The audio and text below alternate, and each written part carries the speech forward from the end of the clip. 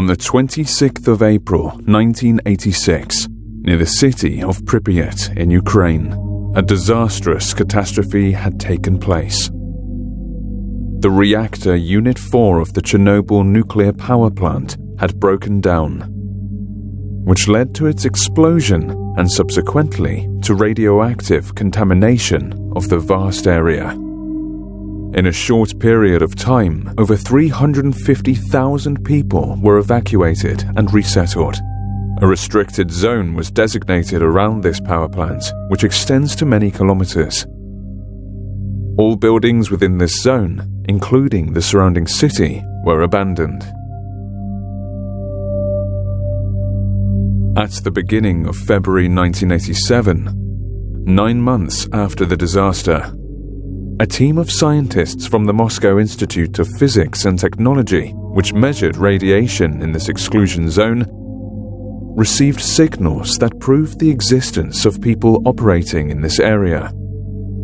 Also, various unexplained anomalies had been discovered, which could have resulted from a type of radiation previously unknown to scientists. It turned out that near the city of Pripyat, the S.W.A.N. Institute was also located here. Its name comes from the abbreviation Syndrome Without a Name, the term given to the group of symptoms that do not occur in any known and catalogued disease. The facility was unofficially conducting a research program on unprecedented and very disturbing neurological and psychological disorders for many years. After the disaster, the institute was omitted during the evacuation operation because it was not included on any map. Only a few people from the USSR Ministry of Internal Affairs knew about its existence, but after the Chernobyl accident, they chose not to perform rescue operations on its territory. Scientists received details regarding the institute's scope of activity from an anonymous person. The facility was top secret and cut off from the rest of the world. People were sent there from all over the globe, and each medical case was unique in its own way. Because of the extraordinary abilities resulting from unexplored and undiagnosed diseases, patients were a threat to the environment. They were caged up and lived in strict isolation. This entire situation was kept secret from people outside the government, other than the few scientists who were made aware of the Institute's activities.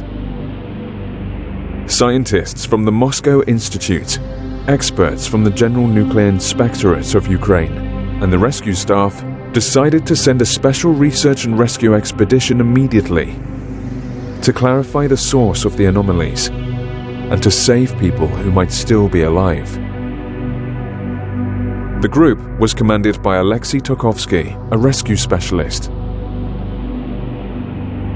After determining the exact coordinates of the facility, the group reached the place and got inside.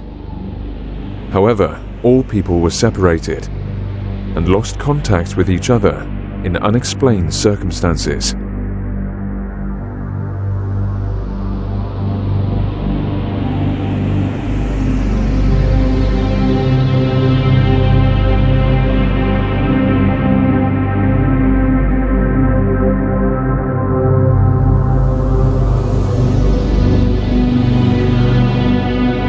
To all the people whose life changed irreversibly after the events of April 1986 in Chernobyl.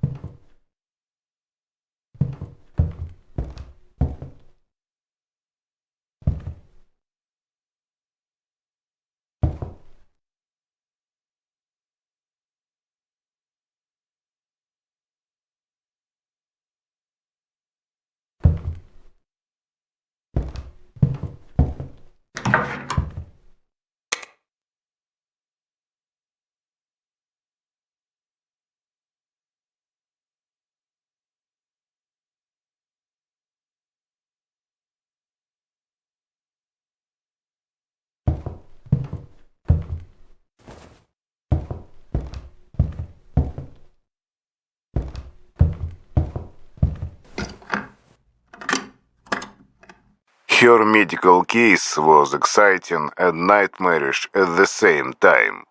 1. I have no idea why, but this monotonous and seemingly funny melody made this woman appear from practically nowhere. 3.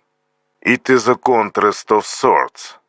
How a completely innocent sound was a foretelling or an omen of the atrocity to come. 9. Horrifying beauty. 4.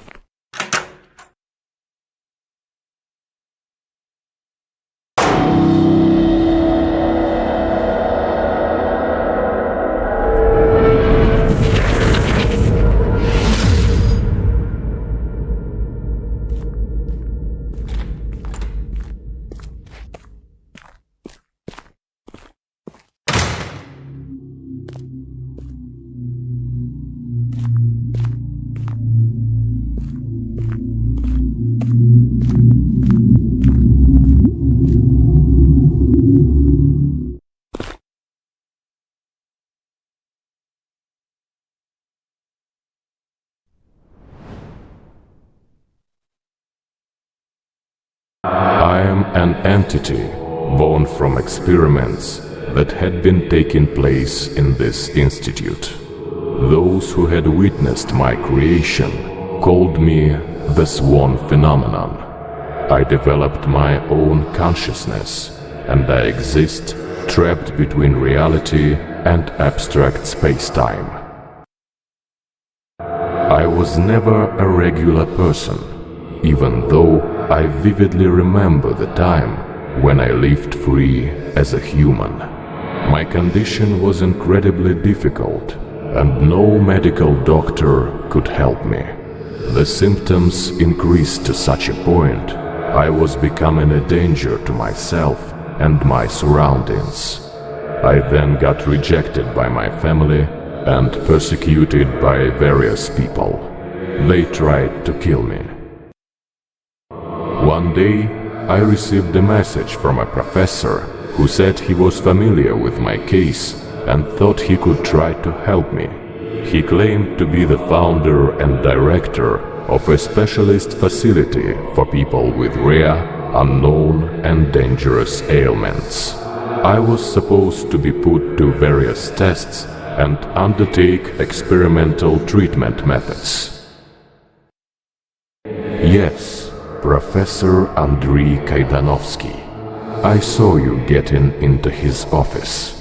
Even his notes speak of what despicable man he is. Departure for the Institute was a blessing to me, an escape from a life full of suffering and becoming sicker by the day. Only here was I given a glimpse of hope, a slight shadow of a chance for a cure. For the first time, someone had reached out a helping hand. When I met Kaydanovskiy, he was extremely kind-hearted, promising his full involvement in my conditions research and attempts to bring me back to full health. Everything changed when the research has started. I very quickly realized that something else was the main objective here, but it was too late to back out. People like me got locked up in here and were kept by force. They were used for research on obtaining and isolating the so-called S.W.A.N factor for the Soviet Army's needs, apparently. It is a factor present in anybody infected with a S.W.A.N type disease. It makes them unique and grants special abilities, not necessarily good ones. According to the professor, due to the incredible power of my symptoms, I was a great potential source. At the same time, the level of complexity of my illness was extremely high. Experimental methods used by Kaydanovskiy did nothing. It frustrated him greatly, triggered some inhuman instincts, even drove him mad. He'd work on my case for hours. I was not indifferent to that. I was suffering and feeling inhuman pain. Thanks to the power of all the devices constructed especially for me, the factor had finally left my body by itself. It divided into two separate entities, light and shadow. I am the shadow entity. You could say that the original me died. However, my consciousness keeps on living in those two elements separated by the factor. At this moment, I have to warn you. The portal you've located, thanks to the mind reader, did not appear for no reason. Mind reader was created in this institute to find those portals and destroy the dimensions they lead to. But for the portal to form and the creator to be able to walk through it, something terrifying is required. If you have special abilities, it is possible to possess a person's life essence through murder and modify space-time to a point. The existence of each portal means somebody's death. portal's creation destabilizes your human reality. Changes happening in parallel dimensions are starting to have a destructive impact on this world. This is why they have to be destroyed as soon as possible. It is not possible to determine what can happen exactly, but any disturbance to the space-time continuum structure may have terrifying consequences for the whole mankind. It is not to be excluded. After my incident, various tragedies started happening in the Institute. Someone or something started to wreak havoc in here. Chaos took away many lives and new portals were created.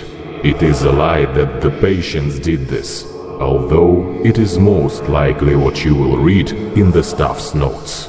I believe it is something much more powerful, some unknown force. This is why the Institute's personnel was trying to fight it so frantically, constructing the mind reader in the process. You shall find out in due time, as I'm sure we'll meet again. In a moment, you will enter the so-called intermediary room. It is a place between the human world and the extra-dimensional one. That's where you get to the memory wasteland, one of the parallel dimensions. That's where the dimension's creator's thoughts are stored and form the foundation for the dimension's existence.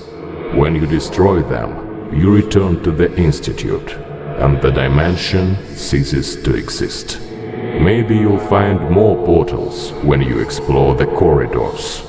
Remember, each of them means somebody's death.